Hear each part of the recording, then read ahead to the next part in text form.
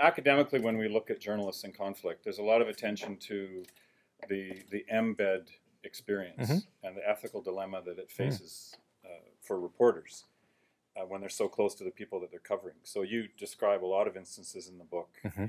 You photographed TJ when he was very vulnerable, when he'd been injured, and you sort of debated, are these images going to be okay with him?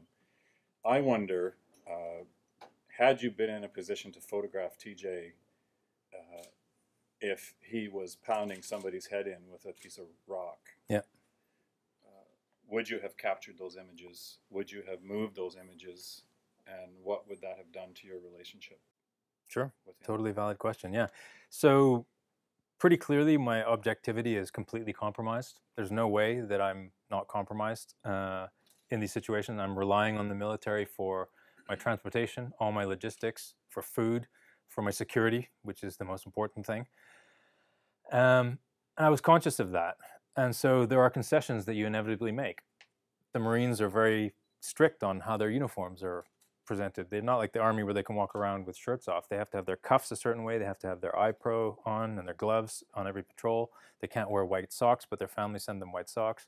So, any of these pictures, if they get shown, they're going to get in trouble. They're going to get a fine or a little mark on their record, which can affect a promotion. So all of these things I have to be aware of. The picture that I took of TJ in his bunk, which I showed, I think, at the beginning, got him in a lot of trouble. So basically, yeah, I had to. This picture he got a lot of trouble from because it looked like he was smoking it. Anyway, it's a long story, but basically, he got shit for this. But it was okay in the end. But so yeah, I had to just sort of say, this is the deal. I can still get interesting, worthwhile pictures out of this. And what I would have drawn the line at is if they were doing anything that would seem criminal or a breach of, I suppose, what you might call the codes of conduct for war. So yeah, if I'd seen them taking pot shots at civilians, of course I would have documented that. If he had been killed, I would have also documented that, or any of his guys. Certainly, if there had been abuse, like if they'd been beating detainees or torturing anybody, I would have documented that. And the impact that it would have had on the relationship is that it would have ended it. But there are minor concessions. You could say it's a slippery slope, that if you allow this, maybe you allow something else. But I think it's pretty clear once actual abuses begin, you have to really put your foot down. And there was a famous case this year of Ali Arkadi, the Iraqi photographer who was teamed up with the Iraqi Special Forces, and he spent months with them, and he befriended them, and he hung out with them, and he was doing what was meant to be a kind of positive story on these Iraqi Special Forces until they started capturing and killing and torturing ISIS or suspected ISIS fighters. And he documented all of this, and at a certain point, he had to just cut and run. I mean, he actually, they were starting to get suspicious at one point, and they forced him to beat the detainee, slap the detainee, and he had to do it because he started to fear for his life. So yeah, it's a very moral gray area, and I think the point that we should be aware of with war is there is no good and bad. There's no black and white. It's a very gray area for everything that goes on there. And as a journalist, you just have to be mindful of that. And I think, fortunately, I was never in a position where I had to make that call. But in my mind, I knew that, I was out with Canadians on one occasion where there was a motorcycle with some teenage boys that was speeding toward them. They fired warning shots. The kids kind of panicked and kept driving. They shot and killed the kids. I documented it, even though I was with these Canadian troops for a while. This is what happens in war. They were protecting themselves. They did the thing that they thought they should do in that situation. The result is some kids got killed who were innocent. And that stirs up all kinds of problems then with the local community, because the tribal leader of the village comes and, why did you kill our kids? And the Canadians like, well, why did they drive their motorcycle at us? So these are the things that happen in war. And yeah, I would have had to. I didn't have to do anything like that, fortunately. But if it had happened, I would have photographed it. I photographed the dead Taliban, and a Marine commander came running out, screaming at me to stop. And I refused to stop. I said, I'm going to shoot this and we can talk about it afterwards. And we did. And he complained, and it was, he said it was undignified. They're stacked up like firewood. And I said, yes, they are. and this is what happens. And he said, but it's going to cause all kinds of problems. And well, that's not my issue. I'm here to document this. He ran it up his chain of command. I ran it up to my editors, and I hadn't breached any, embed rules. And so we moved the pictures. End of story. He was pissed. He wanted to throw me off the embed, but he couldn't. He didn't have a leg to stand on.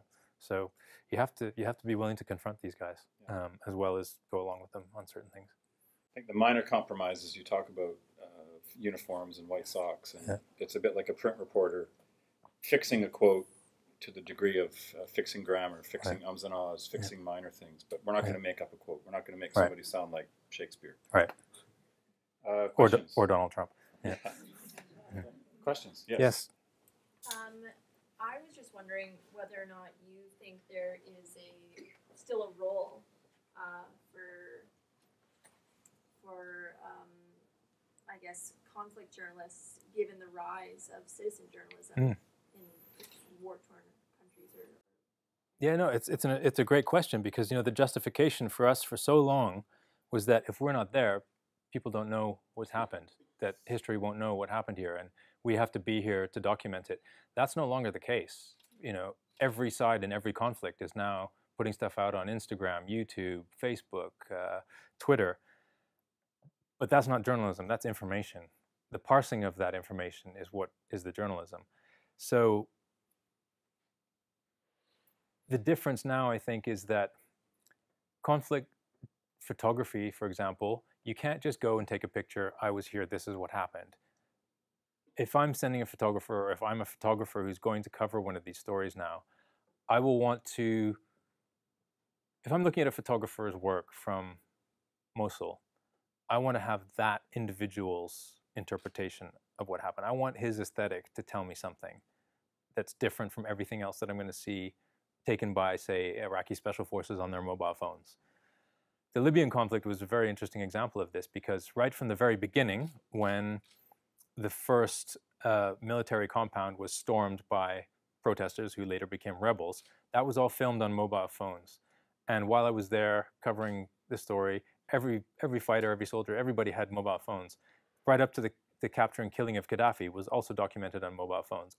All of that whole trajectory of that story, of that conflict, was documented from beginning to end by citizen journalists, as well as professional journalists who took a very different type of photo. But there was no professional journalist there when Gaddafi was captured and killed, or there when the first Katiba was stormed by the protesters. So we don't have the justification of having to be there, but the reputation of reliable outlets covering things is still important. Now, if I see a picture out of Mosul or out of Raqqa that's moved by an ISIS channel, am I going to trust that information? Or by one of the rebel groups in Syria, am I going to trust that information? Probably not, unless there's some way to verify it. But if a photographer from the Toronto Star or from the New York Times or Washington Post is there, I can rely on that. I know that that person has come with a degree of integrity and ethics on that. So it's different now. We can't claim to have to be there or nobody will know, because we know about the chemical attacks in Syria. We see it from all these sources. But yeah, I would say there's still a very strong need for good photojournalism, for strong journalism. Yeah. Hi, my name is Noah. Thank you for being here. Really enjoyed listening to you. And I'm a fourth-year journalism student here at the school. So you're out into the real world soon. Yeah. Okay. Geez. Welcome. And in Alan's course this semester, and last week we were talking about sort of the future of conflict reporting or military reporting. And if the Canadian Forces ever do go on another extended mission somewhere, we were talking about the future of embeds, and if that is something that will be a reality anymore. I hope so. Their food is so much better. Yeah. And I just wanted to get your thoughts on that. That if the Canadian Forces were ever actually deployed to, and a significant presence to a conflict zone, do you think there would be an opportunity for more embeds? I think there would have to be. I mean, the Canadian forces were really good about making embeds available, and access was very good. And you saw some of the pictures that I could get from there without any sort of form of obstruction or influence. And it's very important to have that access in order to inform the public. And that was the thing that drove me to go there in the first place, was to figure out for myself what Canadian troops were doing there, but also knowing that those pictures would be used in the Canadian media, and they were. So yeah, I mean, absolutely. I'm pretty sure the Canadians would do that. They're very open and make it very easy to do that. Finbarr, I've been asked to bring you Oh, back into the light.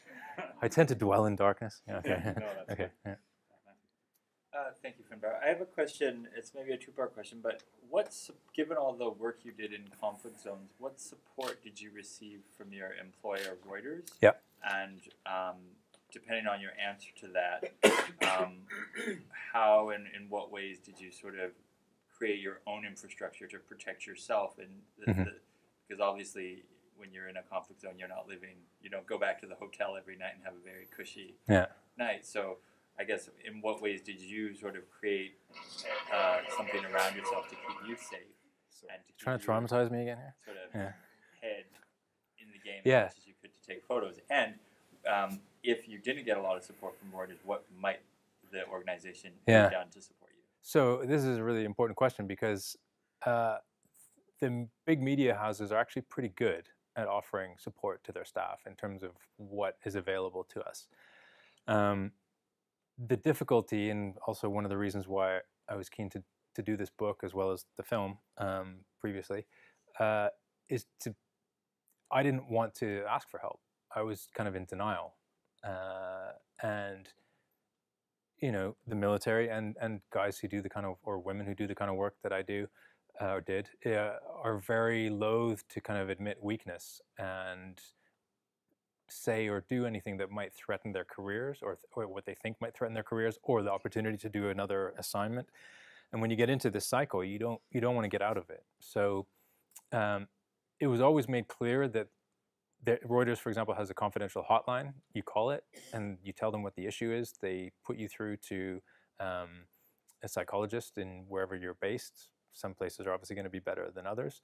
I initially asked for a consultation with a doctor where I was based in Dakar. It wasn't particularly a satisfying experience, so I said I wanted somebody who spoke English, who could give me, and somebody who knew about the situation with journalists. So they put me in touch with a very good guy here in Toronto, Anthony Feinstein, who's done a lot of work on journalists and trauma. So I went to see him, and he became my doctor, who I spoke with initially in person, but then after that through Skype and by telephone.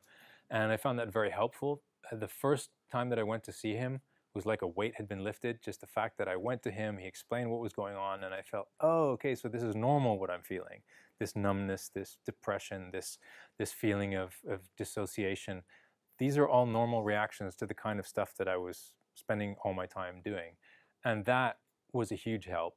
And then it was a question of putting into place a number of practices that that were helpful. So traumatized people tend to dwell on the past and be anxious about the future and tend not to live very much in the moment. So there's a lot of stuff around mindfulness and meditation and stuff like that. And all of those things are good. I don't really, I find it that easy to sit and meditate. It is good.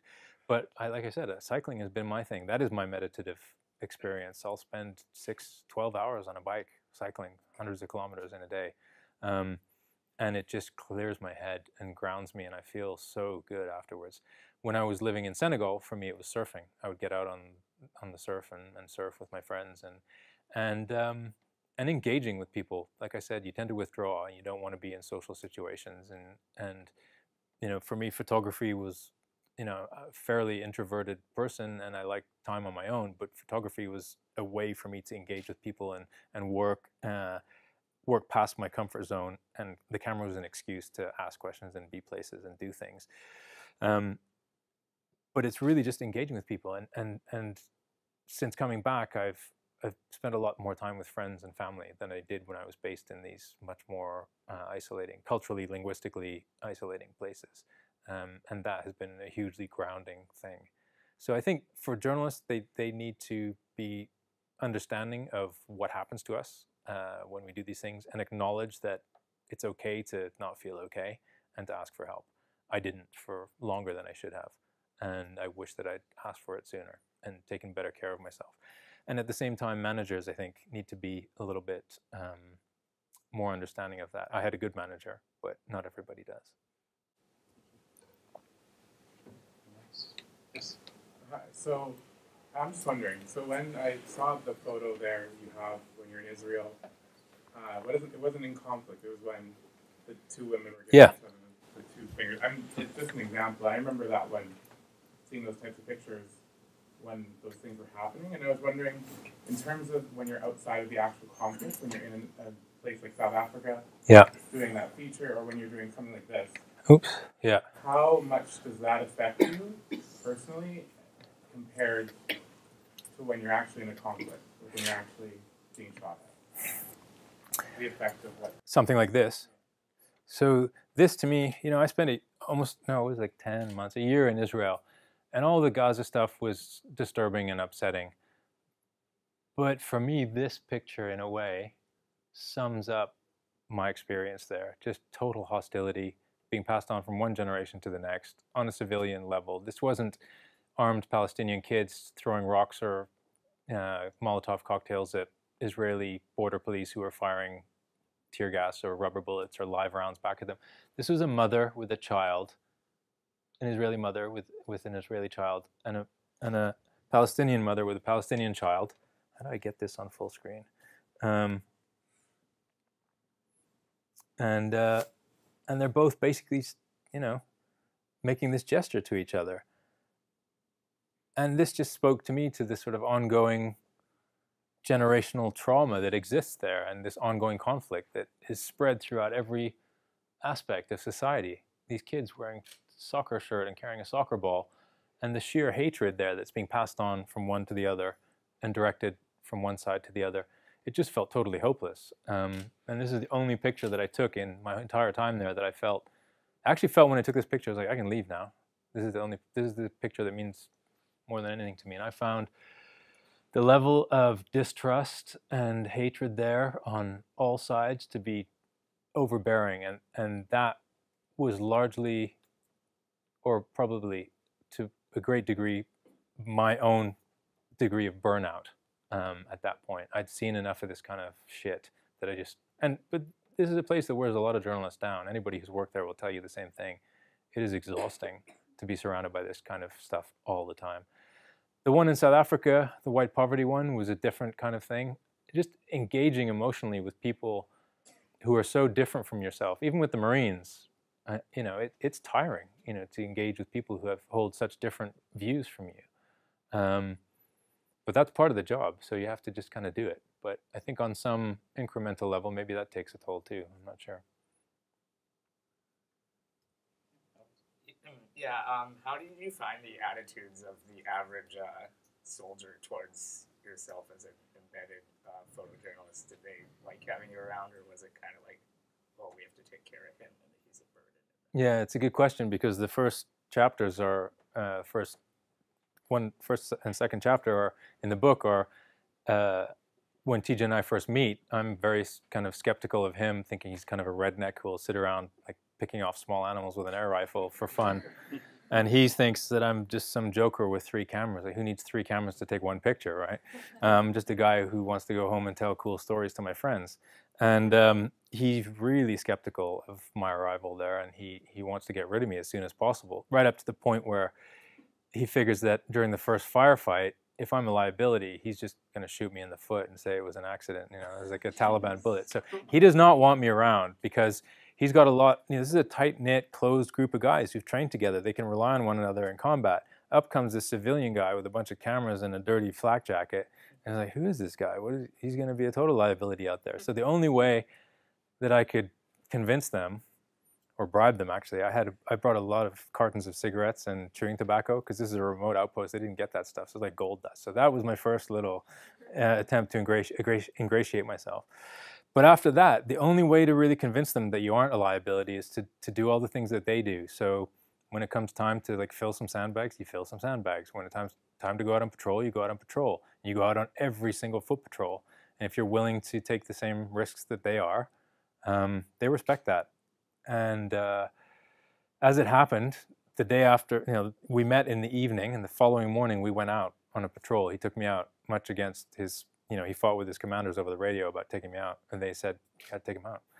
And that's when he was thinking to get me shot. And as it happened, we came under fire. We got pinned down in this narrow alleyway that had a curve in it. We were about halfway along this mud alleyway, and the Taliban opened fire from the other end. And we were stuck at this point in the alleyway where if we moved forward at all, we'd get shot. If we moved back at all, it would push us back out into the line of fire. So we basically had to sit for 25 minutes as this Taliban machine gunner tried to ping rounds off the opposite wall to hit us, while other Marines were maneuvering and snipers were getting into position to take out that gunner, which they ultimately did.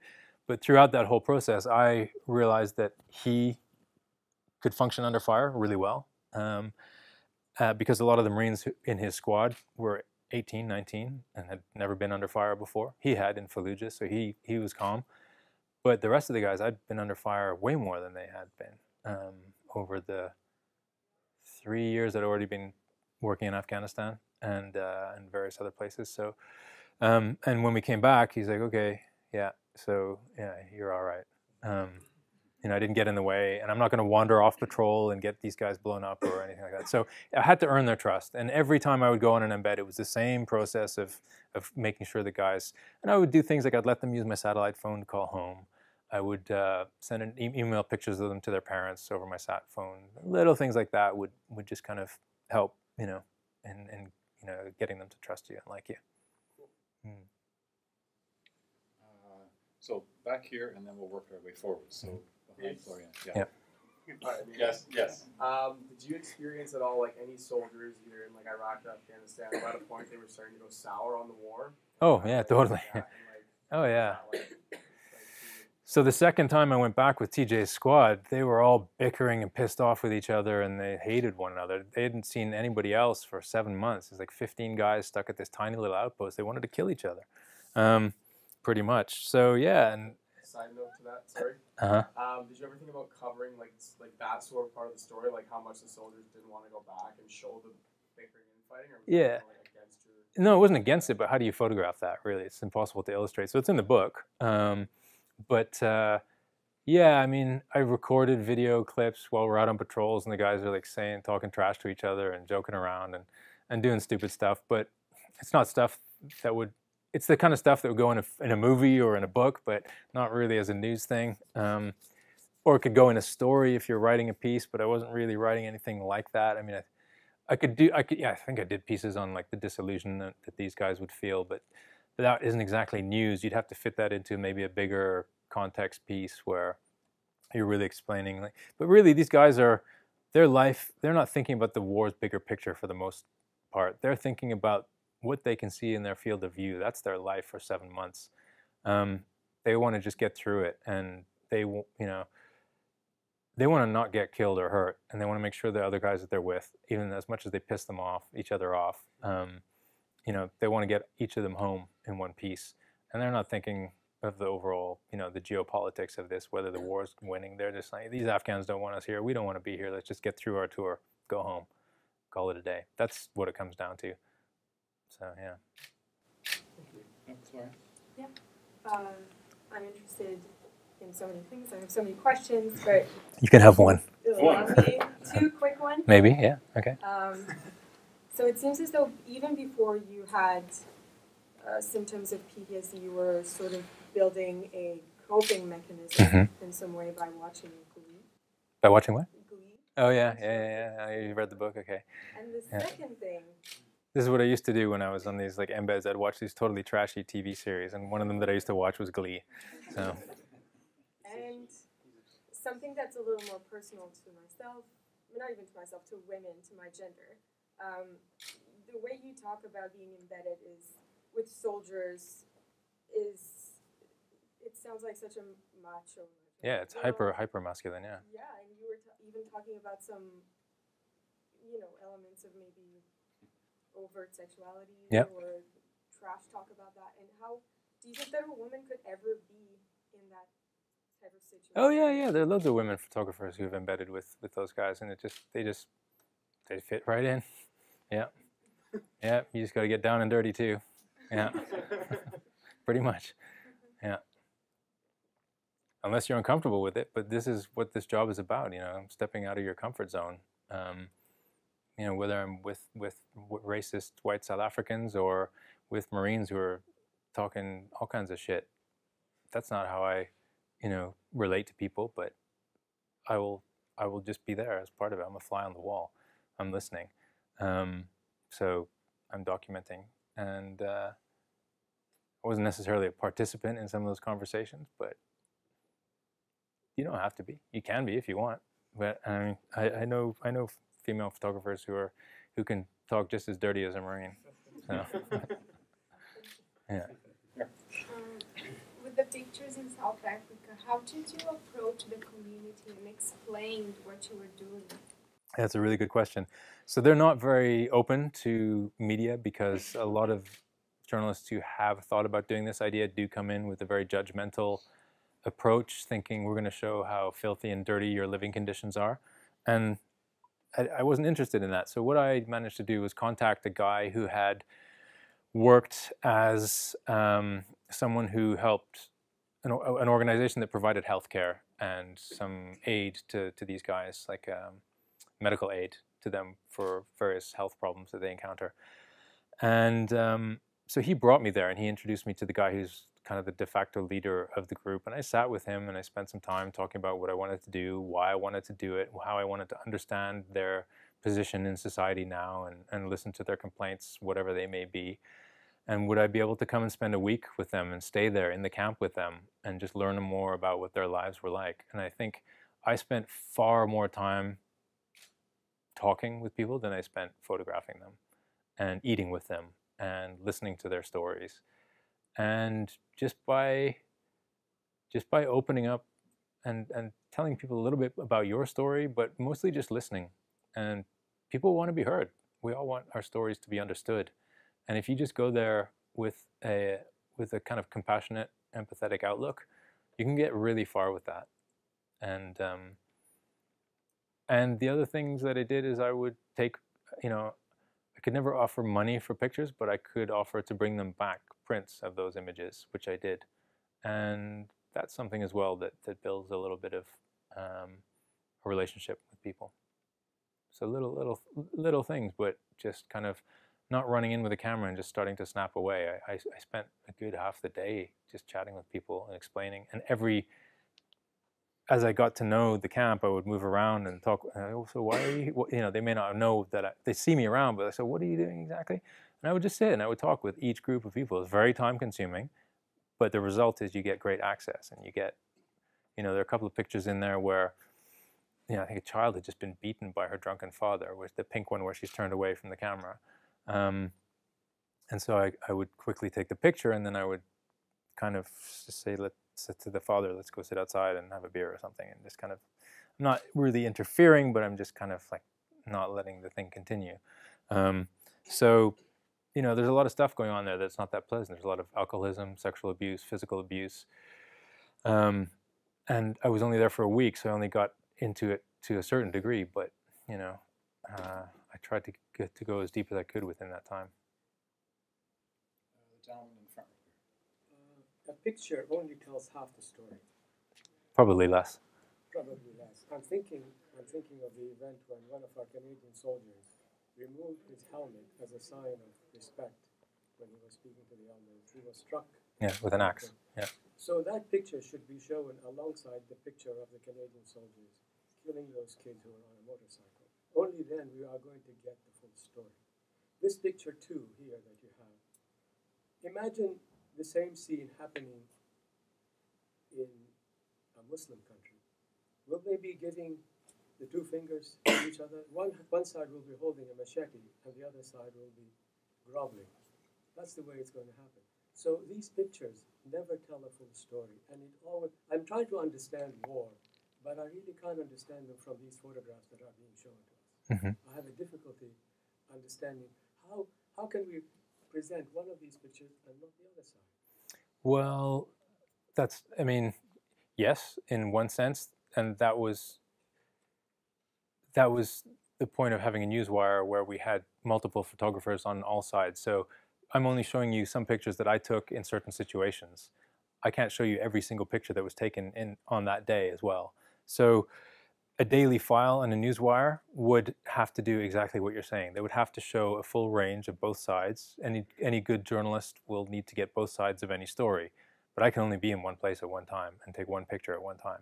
So certainly this picture shows one thing, another picture shows another thing. These are fractions of a second. This is like 1/25th or 1/250th of a second. So absolutely, it's only going to capture a split second of time.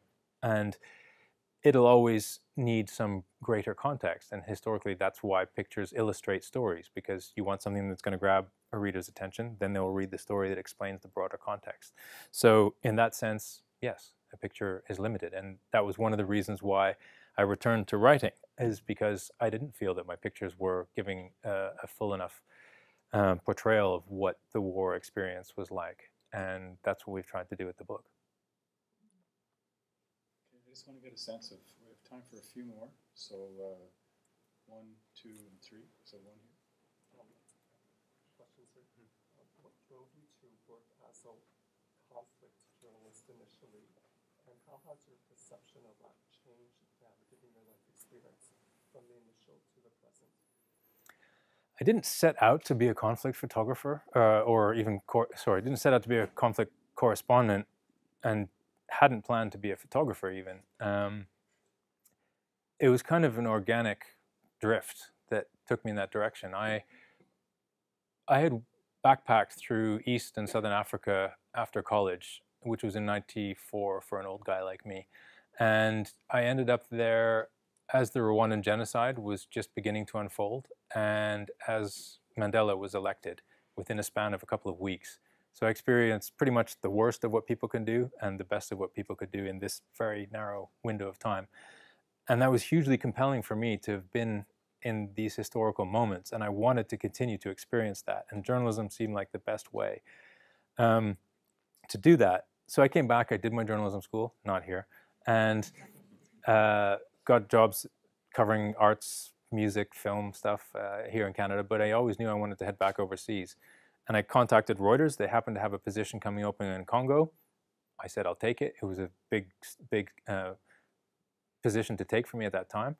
And it just happened to be in a zone that was at war. And I found myself covering the issues that surround war, the exploitation of natural resources, gold, diamonds, timber, the various factions jockeying for position. And it was an evolution of my journalistic kind of skill set that just took me in that direction. And once you become proficient at something, you'll be offered other opportunities to cover similar kinds of stories. And there aren't a huge number of people who were keen to go to some of the places that I went to. So I ended up going, and it's people who are young, who are single, and who want to do this kind of thing that end up with these opportunities. And that's how it kind of grew. I think looking back now in terms of how my perception has shifted, I think maybe it should be clear from what I was saying that, you know, I got into this with certain ideals about hoping to contribute to the flow of information that would inform decision makers to maybe make the place a better for the people who I was photographing, and that so often wasn't the case, and that was the thing that was demoralizing for me and made me feel very disillusioned and depressed. And it was actually only being able to work with one person, this Marine, and having the impact that I had on his life, and in return, the impact he had on my life, that we had this kind of deep friendship where I actually felt like I was at least making the difference in one person's life. So would I do it all again? Yeah, I probably would, because those are invaluable experiences, and I've tried to gain some sense of meaning and purpose from it.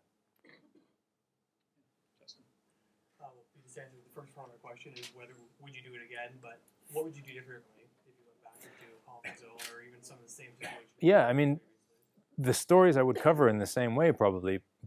Not now necessarily would I go chasing the bang bang, but the thing I would have done differently is looked after myself better. I would have asked for help sooner, and I would have done the things that would have perhaps allowed me to continue the work in a way that I didn't feel able to in the end. Yeah. And I would encourage anybody who finds themselves struggling, not just from war, you could be covering disasters. I have friends covering the earthquake in Mexico now, people who cover crime in various cities. it doesn't have to be stuff like this that upsets people. You know, you could be covering rape victims here, anywhere. It doesn't have to be this dramatic war stuff. It can be anything that is affecting to a journalist. So I wouldn't sort of keep it to only this sphere of work. Shauna, and then we'll end with Kenina.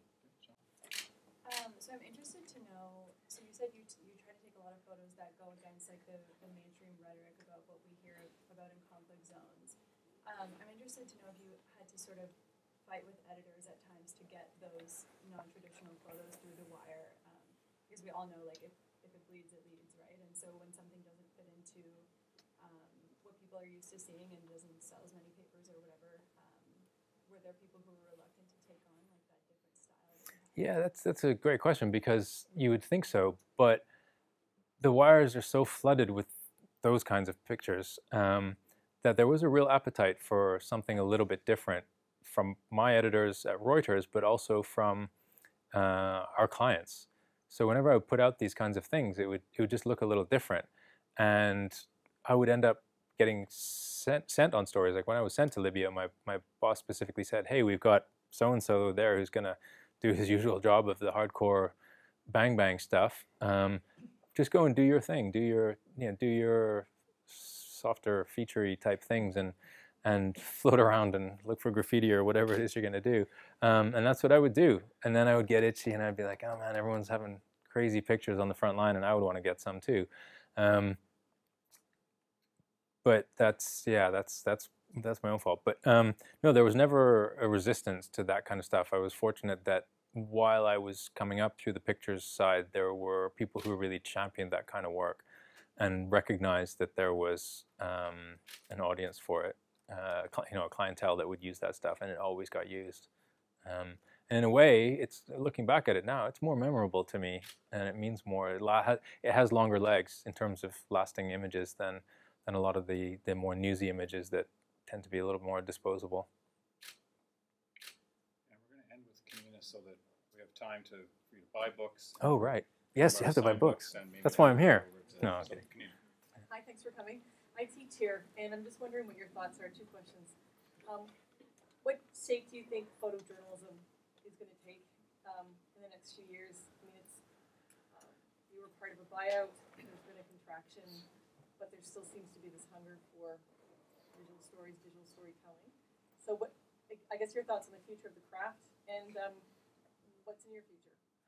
Yeah, so the future of the craft, I mean, I think anybody who could predict that right now would be doing really well. It's so difficult to imagine what it might be. There is a huge contraction. There are some outlets doing incredible work, but what we're finding is it's fewer and fewer outlets. The New York Times is dominating the Pulitzers every year because they're the only ones who are really committing those kinds of resources to the sort of documentary work that will win those kinds of awards. I think people are going to have to be more enterprising. Photographers will rely on grants and maybe working for NGOs more, like Human Rights Watch and these kinds of places, or Save the Children or MSF, or all these kinds of people who are commissioning strong editorial work in the way that newspapers and magazines used to do, but are no longer doing. There'll be much more of a need for multimedia things. You'll need to be able to use video. Possibly the 360 and VR stuff. I'm not really sure how that's going to play out. The evidence suggests that video is not as compelling to clients as the big agencies think it might be. In terms of 360 video, like anything, it works if the story is good, if the narrative is interesting. As soon as it becomes just a gimmick, it fails. So if the stories are well told, the characters are interesting, and the subject matter is engaging, then all of these things, as in any traditional storytelling format, they'll work. But if it's just 360 for the sake of 360 or VR for the sake of VR, then they won't work. So, it's always going to be about telling stories. Those formats will change and shift, and technology will evolve. But at its very core, it's going to come down to good journalists finding good stories. Beyond that, I know that's very vague, but I'm as curious as you are to see how it'll play out. As for myself, I imagine, I mean, I've been doing more workshops. I've been, my mentorship with TJ has produced incredible results. Did I mention already that he broke this big story? So yeah, he started his, so he went to, he did an online undergraduate journalism degree. Then he applied to Columbia, got into Columbia, did his master's degree, and started his own digital newsroom covering the Department of Defense and Veterans Affairs. And he's been doing no news. It's all deep dive investigative work. And he blew the lid off the biggest scandal to hit the military in about a decade earlier this year when he uncovered this nude photo sharing scandal on this private Facebook group that was Marines sharing pictures of female Marines and making all kinds of obscene comments, and it was all put on a Google Drive of, hacked and revenge porn type of stuff. And that led to congressional and Pentagon inquiries that have changed codes of conduct across the U.S. military. So being able to work with a guy who started out, as he called himself, a dumb grunt, an infantryman, who's now working as a very successful investigative reporter, that's way more satisfying to me than any kind of self-congratulatory media award that we give to ourselves. And I'll continue working with students and doing workshops as well as writing and doing some editorial photography as well. So it'll be a combination of various things as I kind of cobble together some kind of career for myself. But it'll be a mixture of all the things that I've done in the past, and I'll just continue to do them. Is that it? Thank you. Yeah.